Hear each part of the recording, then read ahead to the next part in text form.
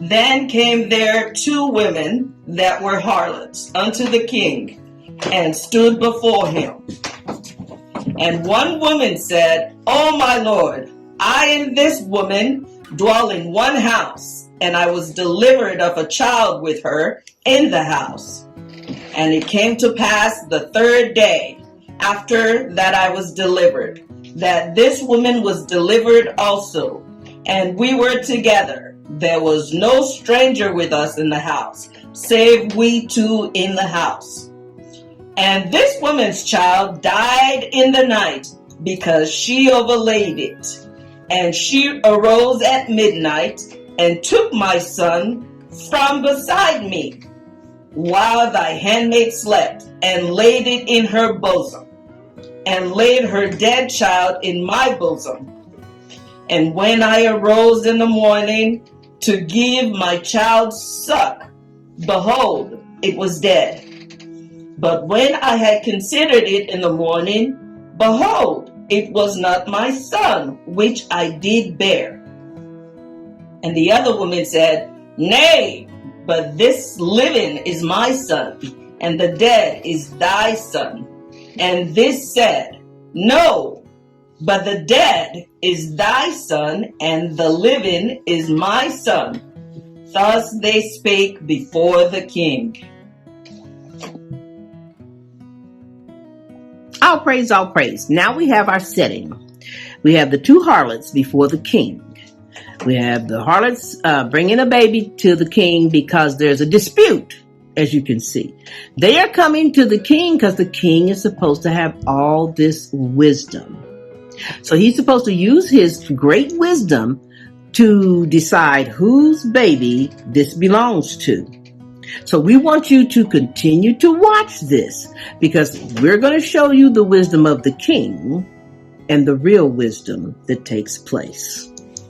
And the king said, Bring me a sword.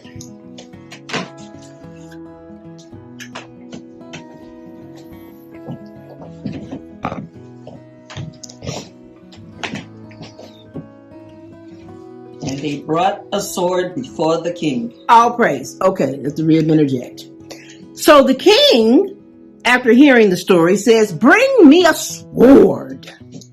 Now, this is the wisdom of the king's thinking. Well, let's see here. This is a Hebrew child. This is a very precious thing. What I'll do as king, I'll open up an orphanage. And this will be the first child in an orphanage, because this is a Hebrew child and we want it to live. Since you 2 can't figure out who this baby belongs to, that's what I'll do. No, the king didn't say that. The king asked for a sword. Not a lot of wisdom there. All praise. And the king said, Divide the living child in 2, and give half to the one, and half to the other.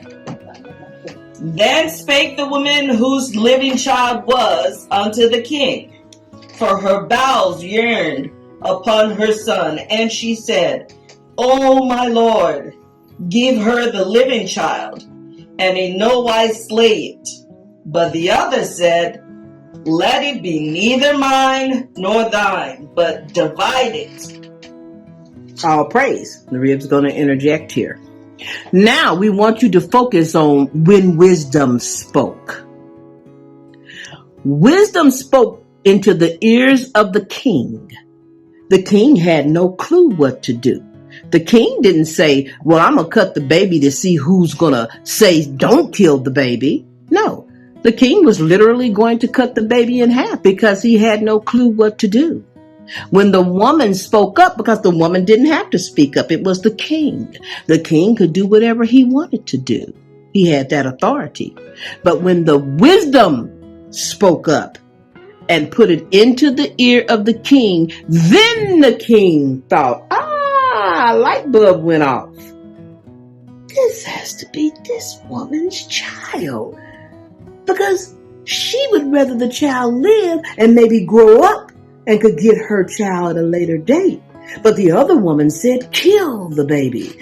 Of course, this woman here It can't belong to her. She cared not for her own child, nor this child. That's when the wisdom came into Solomon. Then the king answered and said, give her the living child, and in no wise slay it. She is the mother thereof.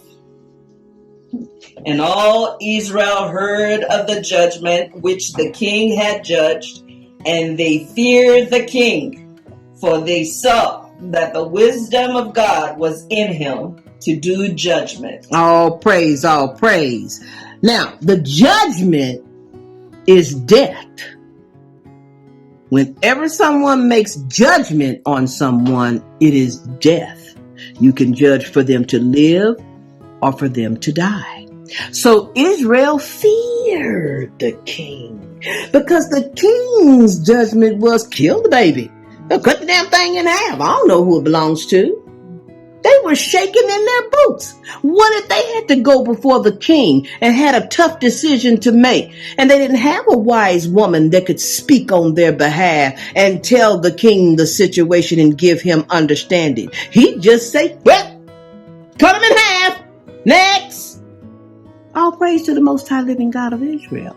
You see, Solomon had 700 concubines and 300 wives. And Solomon was married to one as his wife, and he had 3 children. If Solomon lived in this day and age, he'd have 700,000 children because he'd have sex with all the women. Solomon did not. Solomon had the women for wisdom.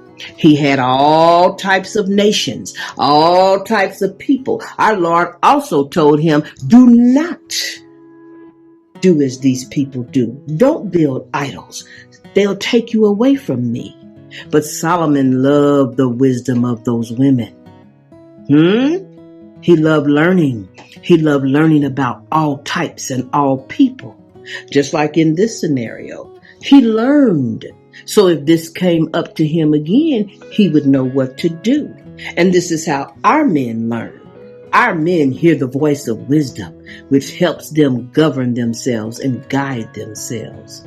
All praise to the Most High living God of Israel. We hope you got a little understanding out of this. Everybody taught you that Solomon was the wisest man. Yeah, Solomon was, because Solomon was given wisdom to govern over the people. All praise to the Most High living God of Israel. All praise.